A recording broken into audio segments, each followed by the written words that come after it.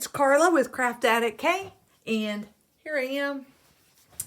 I'm gonna try not to wiggle you too much, and we're gonna try and do a walkthrough of my planner for 2022. And I am a happy planner girl. The reason why I use happy planners more so is, one, I can find them relatively cheap for the most part. I get them on clearance and use the parts, and this one is one that I purchased. I thought this year I deserved to purchase a brand new one. They are a little pricey. A notebook works. A piece of paper works. You can use anything that you'd like to get organized. It's what works for you. This is what I do. It evolves as the years go on. This is, and I've taken some things out of this last year so I could show you. This is my current year. I added some stickers. You can see I've done a lot of work. I've changed some things as I've gone through, but we're going to go through this together, and I'm going to show you what I plan to do this year, this coming year. And for the record, I do keep some vital pieces out of my planners. I have one that's got the really big fat rings. I should have brought it over here, but I didn't. But it's even bigger than these rings. And I have 2018, 2019, 2020, and I have been putting 2021 as the months have passed, things that I wanted to keep because I started taking pictures of family events and kind of adding it into my planner as well. So let's get started. First of all, this is a classic happy planner. I like the classic because it is more size for me. I don't like the bigger ones. Not that there's anything wrong with them. It's just I find that they're bulky, and when I go someplace with my stitching, my planner goes with me. So, and most of what I put into my happy planner, I ultimately will transfer into a spreadsheet that is on my computer for a quick glance. Things that total up stitches and things as I've been learning more with Google Sheets on how to utilize them. So, I'm going with Disney this year, jumping on the Disney wagon. When you open up your planner, I added a pocket. I'm going to try and make sure you can see everything here.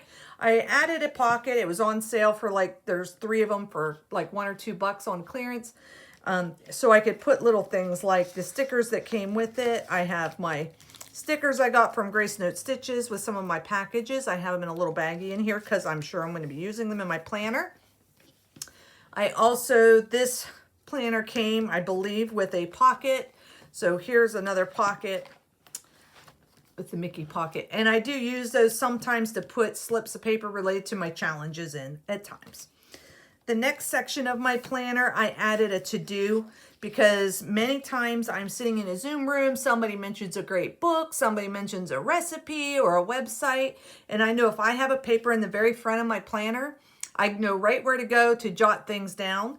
And so I try and keep paper for quick jots right at the very front. Then it says here, hello, my magical planner belongs to me. And I wrote my name, but you can hardly see it. Then it has the 22 and 2023 calendars. So you can see it at a glance. And then you go through and it has each month by dates. Some people use this to put their birth dates, significant family events. Not Carla. She puts the date that she started her projects. So I'm just going to kind of bring in mine from this year so you get an idea. So what I do is I write down the day I started my projects for the year, and then I put the year. So you see Rise of the Witches. I restarted that. It was a restart of 2021. I have Monkey on the Toilet. I started February 29th. It was a leap year of 2020. And that helps me at a quick glance. I can tell you what's my oldest whip by looking down through the months. Let me see what I did. Okay, so let me show you what last year's. So this was this current year. So you can see my writing gets kind of messy. But it can tell you what was my busy months of starts that happened in 2020, because all of these are 2020. And then if I UFO'd something, that means I decided not to finish it. If I did finish it, I highlighted it on this list because then I know it was a finish. So all those highlights are things that I finished. And you can see December, or no, I'm in June, sorry. Here we go. And so this is December. This one was a 1.5 year calendar. So this was an 18-month binder, and that's why it was so thick. I went with the 1 year. For me, I recommend the 1 year because after a year, you want something new again. So, but I have a nice section here that I don't have any starts, so it'll make it easy for me to fill those spots up this year on December 13th when we're able to do the new starts again. Some people will take, and if they started a project, say October 2nd, I started Animal Kingdom. On October 2nd this year, they will make a point of working on the project that they had previously started. Kind of like to celebrate its birthday. I'm not good at that. I have good intentions, but I don't typically am not very good at that. So this year, my intention is if I finish my challenges and my Whip Go pieces, I'm going to go back and look at my calendar and see what did I have on for that month. And I'm going to pick one of those to put some extra stitches in. So that is, and I left the ones off that I thought may possibly be a finish yet this year. So I will go back through and go over the list and compare them before January 1st. But you can see I wrote in, and the reason I put the years, like I said, A Rosie's Night I started October 21st, 2019. I want to know what my oldest whips are. I want to know when did I start them. So that was the next section of my planner. Then I have a divider. Some of these came with the planner. Some I purchased via Etsy. And I used my label maker to put what was in each section. Some of them are on the top. Some of them are down the side. So the first one I have is my tracking. So this is my tracking section. This is where I mark, and I have 1 through 31 down the side, across the top, January through December. And at the end of my stitching day, I go in and write how many stitches I had for that day. And then I total it up, and then I have a year total. And if I had any projects that I finished, I decided to track that. I added some stickers in. If you want to see, this was my last current year. So you can see it's kind of chicken scratched and garbled, and that's okay. But it tells me how many months, what were my good months. I can, at a glance, can tell you February was my worst month. I only did 5,000 stitches that month. And right now it is looking so far that May was my best month because I had 22,000 stitches in the month of May. So May must have been a really stitchy month for me. So I like this at a glance. But again, I have this on as a spreadsheet on my computer, and I fill it in as I go. And when I have time, I'll sit down and just transcribe everything over to it. So it automatically adds it and checks my math. Then, so that would be my daily tracker. We'll just call that. Then I have a monthly tracker. And what I've done is I've taken, it's Excel. I can kind of turn this for you this way. So what I've done is the days of the month, 1 through 16, 17 through 31, and what my totals were, and over here the whip names. I typically will work on a whip for 3 or 4 days before I switch it, so I realized I didn't need a lot of space for whips. So previous years, last year included, I had something like this that I made, and then and I added stickers to this one. But I had the first half of the month on one side, and then I had the second half of the month on the other side. And what I would do is write the name of the project, and then on the date, how many stitches did I do in that project. So when I do videos and I look at this, I can easily tell you a pretty good average of what I stitched. This is a piece of paper that I do keep in my historical planner, for lack of a better word. I keep this because I know what day of each month I worked on what project. So I do use that. I changed it up this year so that I could have both on the front of the same page. On the back side, it's empty and blank, and I plan to use that. If I have finishes, I can put some pictures across, here we go, on the back, because the back is plain. So I can put some pictures on the back of it. And I have the month, and I put month note, see back. Whoop, where am I at? There you go, month note, see back. So I can make little notes on the back of it if I want. Maybe some significant event happened, maybe some family pictures. Because this is something that I keep, Maybe I finished a WIP that month and I want to take a finished picture. This is something that goes into my historical binder. I wanted to make the most use out of it. So I have one for every month in 2022, and I wrote it down so that I can reuse these. I just need to print more. And for me, a classic planner, when you print 88%, it usually gets you to the right size, and then I trim my pages down to from that. So that's my monthly tracks. So, and I have sheets, you can see, for the whole month. These are all the same things. All right. The next section in my planner I call is my WIP list. This is a recycled divider that was previously had a month on it, and I changed it and I put my label maker and made it WIP list. And when you flip it open, I concealed the calendar part. It was an old calendar. I concealed it by putting some paper, gluing paper on, some, what do you call that, tape, the washi tape. I had some washi tape that I picked up somewhere and some stickers, so I decorated it up a little bit. And I also put WIP list on the back side so that I could cover up the month that this was. So that's how you can repurpose.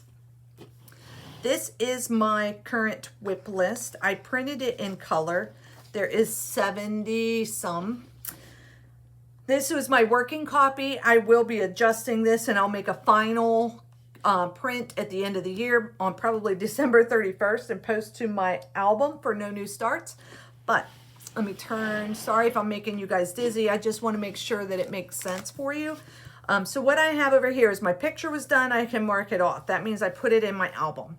Here's my WIP names, and I have it in alphabetical order.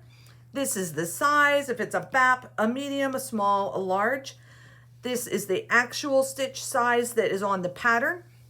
So I have that handy for reference because some of my challenge groups require some more additional information. And this is my start dates. So if I ever have any question, I can go from that. And then I have them, like before I go into this, so it's highlighted pink because I need to pull those projects out and look and see what those sizes are. I didn't have it handy at the time.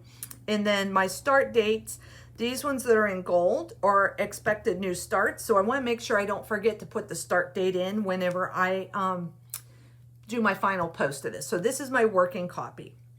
So I have it divided by January, February, all the months across the top. You'll see January through December. What this serves for me as is to have a WIP list, but it also identifies at the end of each month, I take those totals and I put in, like if I stitched on Autumn Quaker and in January I did 567 stitches, I'm going to write 567 stitches in that January box. And at the end of the year, I total them up. This is one of the things I have electronically, so it is very fluid for me. And the back is plain because I don't like doing two-sided. I could, but I'm not a two-sided person. And then this is the last page where I have total stitches. It totals it up. Project finishes, page finishes, and then my total, like this is total for the month. And then this bottom line I have set in my program that it will total it and add the months together for a yearly total at the end. Here is what I used this past year.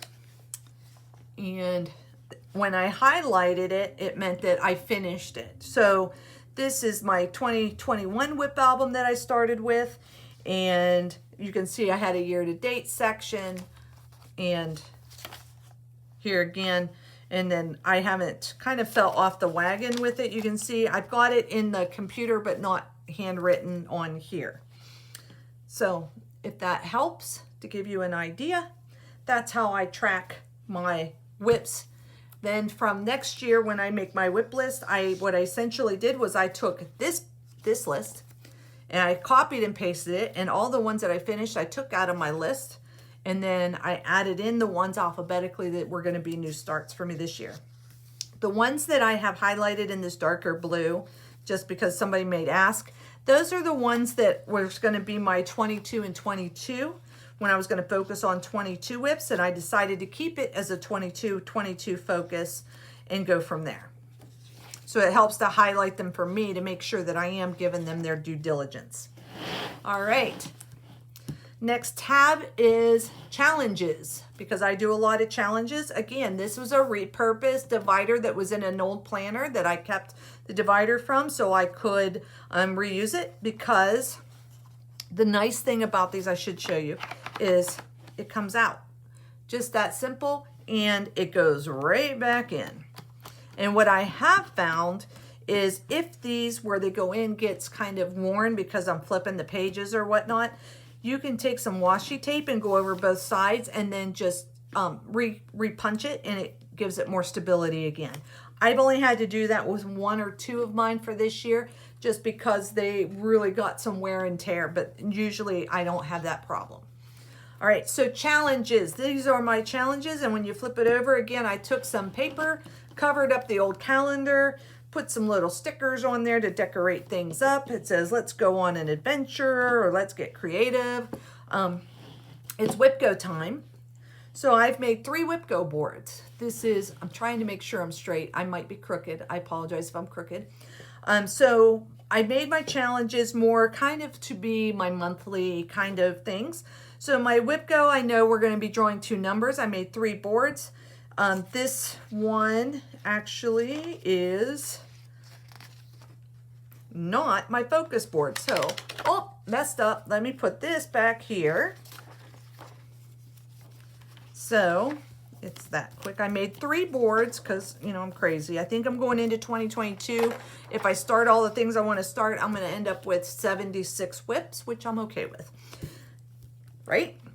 All right, so my primary focus, these are my 22 and 22 are on my first WIPGO board. My goal is to do 4,400 stitches in each of these projects on this WIPGO board, because these are my 22 and 22 focus. I doubled 2,200, made it 4,400, and that's what I will be doing on these projects. And because there is more than 22 slots, I threw in a couple extra that weren't really a focus, but they're new starts, and I wanted to make sure I got some good stitches on it because it's just coming out of the gate once I can start the things in December. Next is in my other WIPGO board, and it has some of my smaller pieces, my medium pieces, things that really isn't a focus for me. But if I have time and I've done all my 4,400 on these projects, I want to be able to have WIPGO tell me what other projects am I working on. So I've got a whole month, and these ones I'm only doing 2,200 stitches in. And then it will be a to done. And the same thing here. I did have fun with this. Maybe it's this one here. And I encourage you, if you've not seen WIPGO, watch Jessie Marie Does Stuff. It's her group. It's a Facebook group, and it's a challenge group, and it's similar to Bingo, where she calls 2 numbers a month, and it will help motivate you to do some stitches. And if you're like, oh, Carla, I don't have that many, do you have a friend that would help you fill a spot? Like I have Jamie's Pick, Lisa's Choice. So if those numbers get called, I'm going to be asking those ladies, hey, which whip do you want me to put some stitches in? Just to mix things up. So that's something you can do as well. All right, and you don't have to have a free space, but I didn't do a free space this year, so I am definitely doing a free space next year, because the first month she called all 3 numbers. Ooh, it was a rough month. All right, so that's WIPGO. The other thing I do for challenges is I have made this challenge worksheet. And when I say I made it, it wasn't really my brainchild. And I am sorry, I don't know who it was. It was somebody that was in the Fun Day Stitchers mentioned, and I asked if she would share with me her worksheet, and she did. And I tweaked it a little bit from what she had to what worked for me. So I have each project that I work on will have its own sheet. So I have the project. This is my challenge worksheet. This is my reminder to take a picture, because it's something we forget. It's a real thing.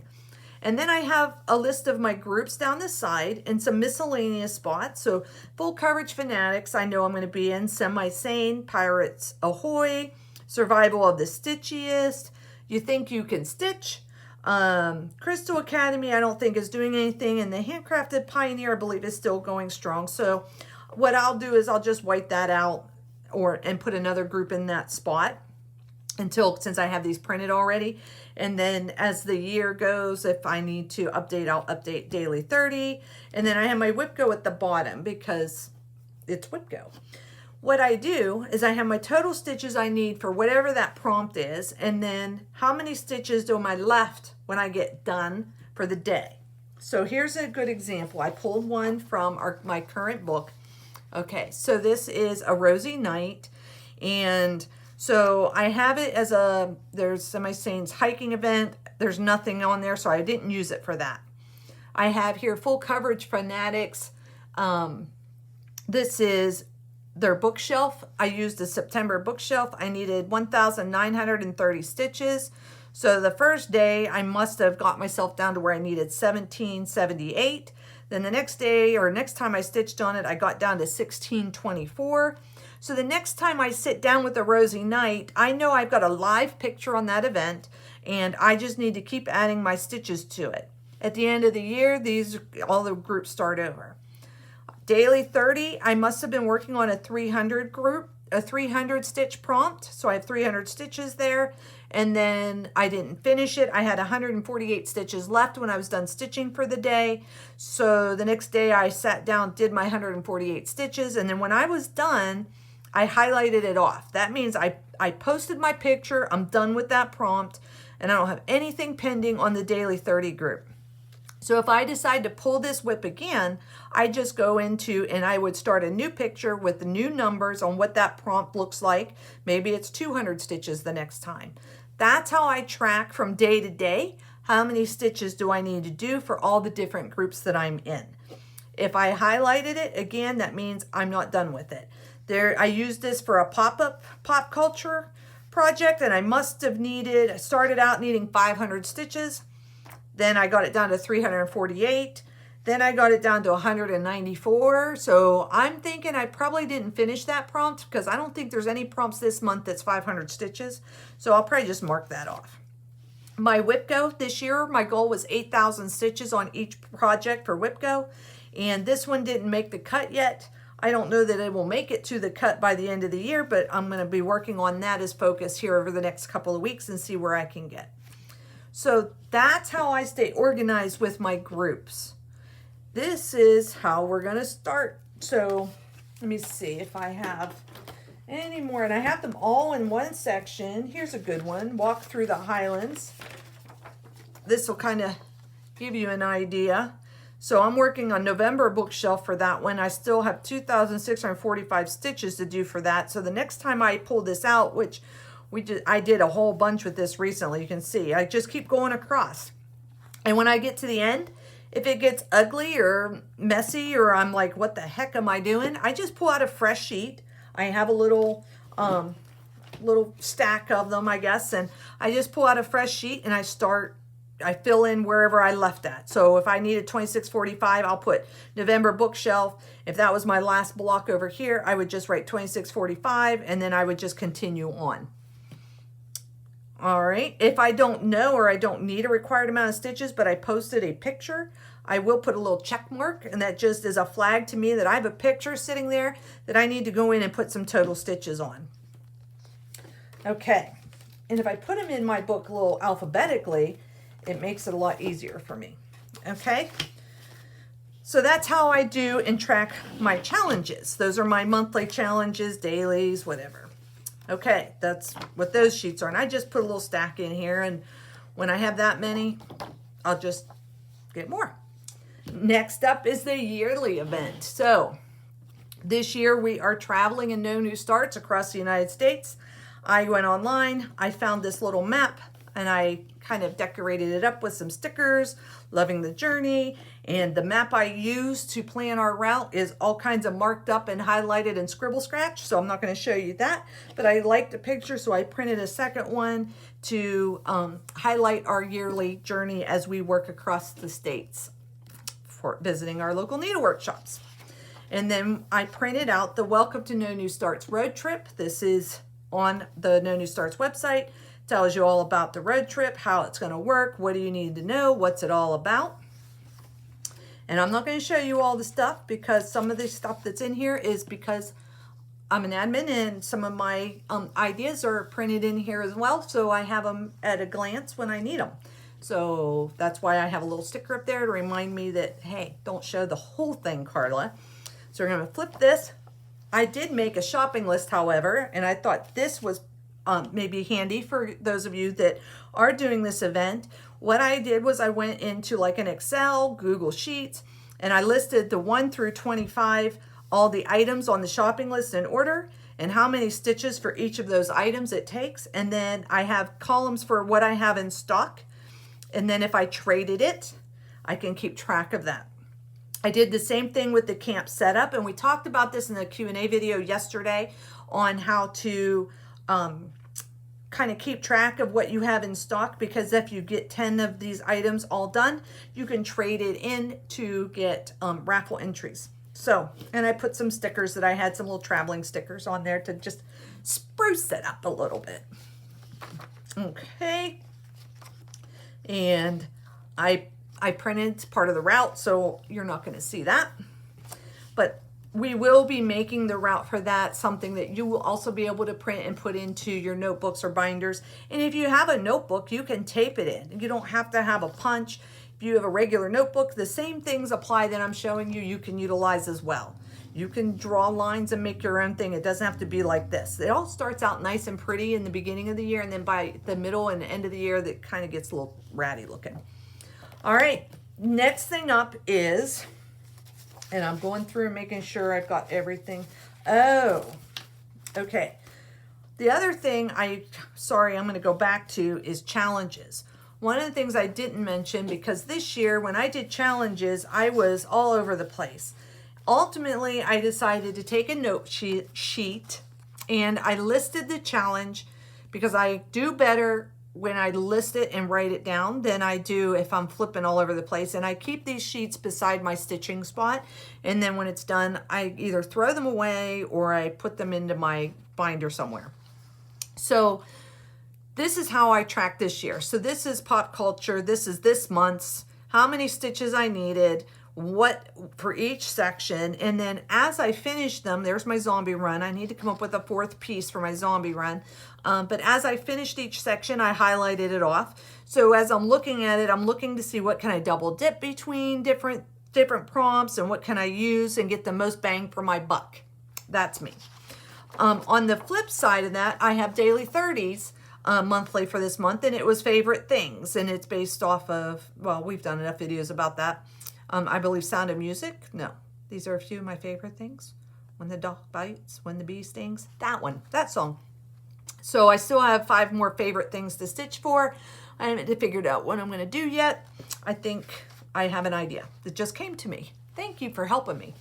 Then I have a paper for my weekly prompts. And same thing, as I get it done, I was highlighting it off. I did a whole bunch one weekend and just got those all knocked out. This week we started Lord of the Rings. We need 300 to 400 stitches. Lord of the Rings prompt for daily 30 runs from November 12th to November 26th. And these are the different things that it needs. Circle in the pattern. So as I'm writing them down, I'm thinking about my projects and what may fit that prompt. And so if I have an idea of what I might use, I'll put it in parentheses so that it helps me later when I'm kind of trying to figure out what I'm going to do. It's part of my planning process. Doesn't mean that that's what I'll work on, because if I pull something out for a monthly prompt for another group like pop culture, I may look at this one as well and see, does there something that works for both, so that I can double dip. That's double dipping. So that's what I've done this year. I still plan on using the note page format for the note page format for the monthly prompts, but I'm going to do something a little bit different for the weekly. I'm going to try. So as we go into the months, now we're into the actual, the actual Happy Planner. This is the actual month. I open it up. Here you go. You got January. Usually I would write down all the different events that are coming up. I haven't gotten that far with mine yet. Or I'll make a list over here. Let me see. Or I'll make a list over here of different events that I want to participate in. Or some people will write the whips that they worked on.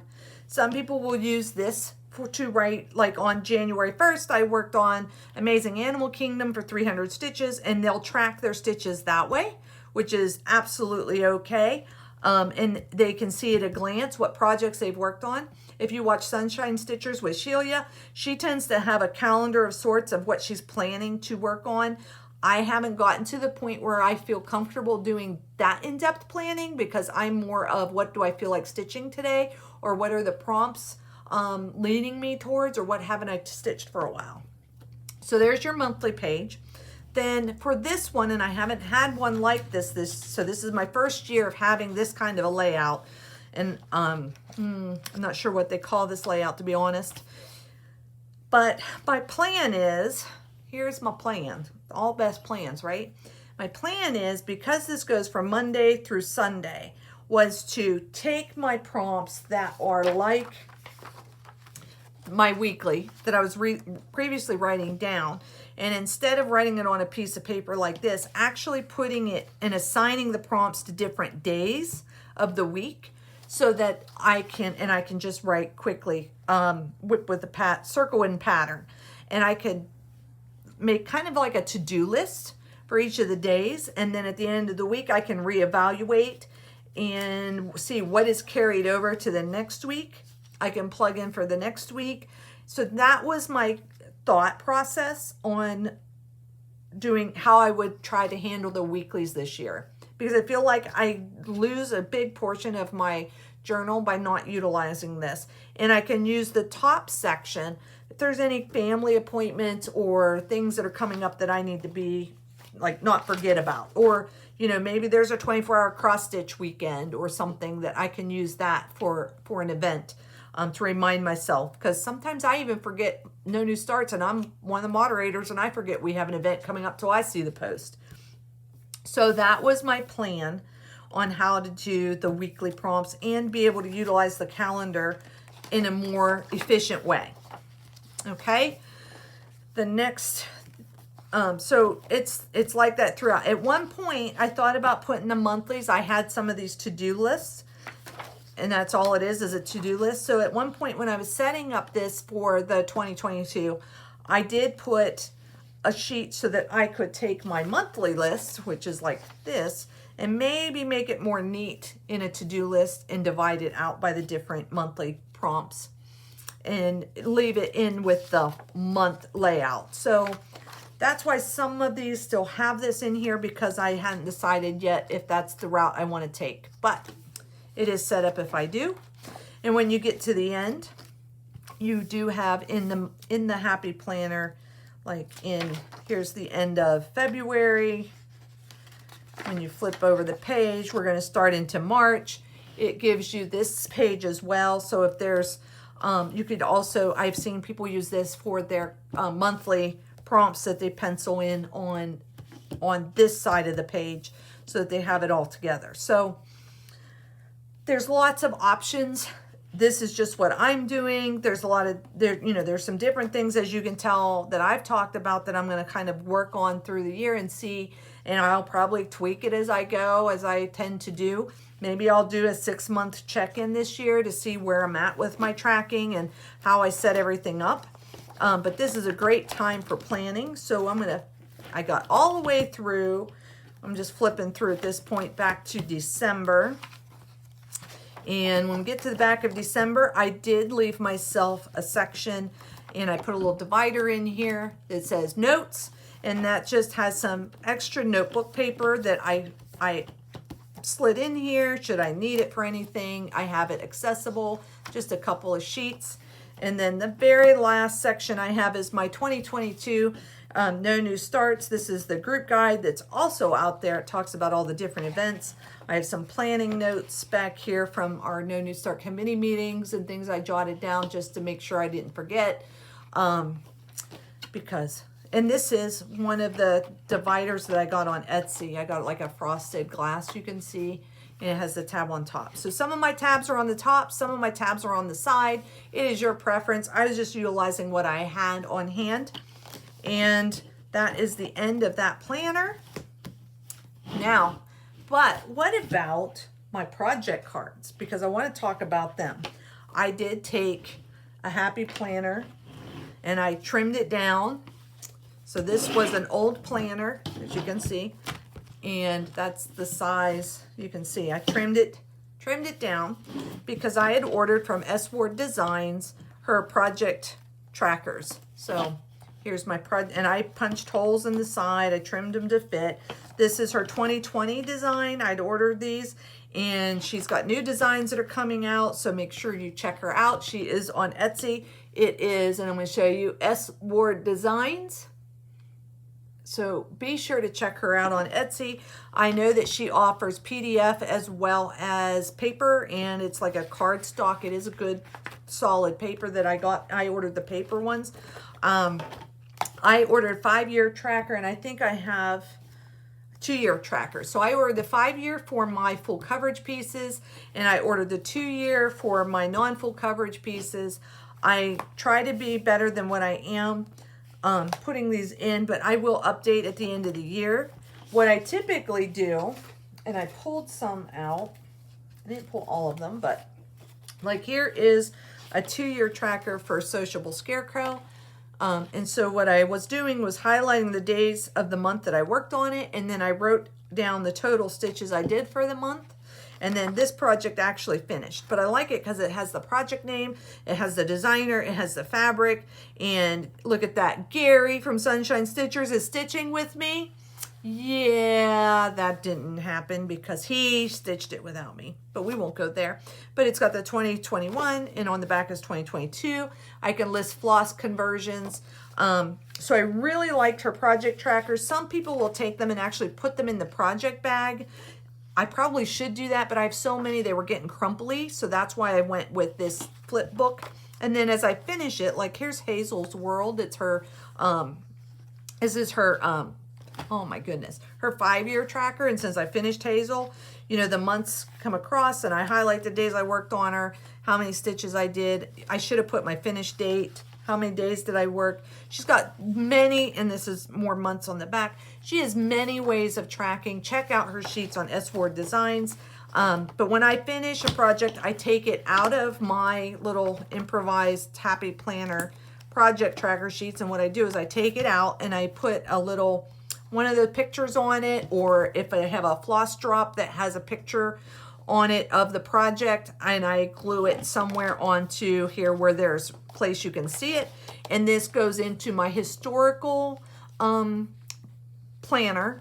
I put it in there so I always can go back and look at it if I want to. It's kind of a nice tool to have. So I think that is all. I hope you found it helpful. I think I covered everything. EJ, I hope that this helps you to decide on what you want to do and how you want to plan for this year. And take care and happy stitching, everyone. Bye.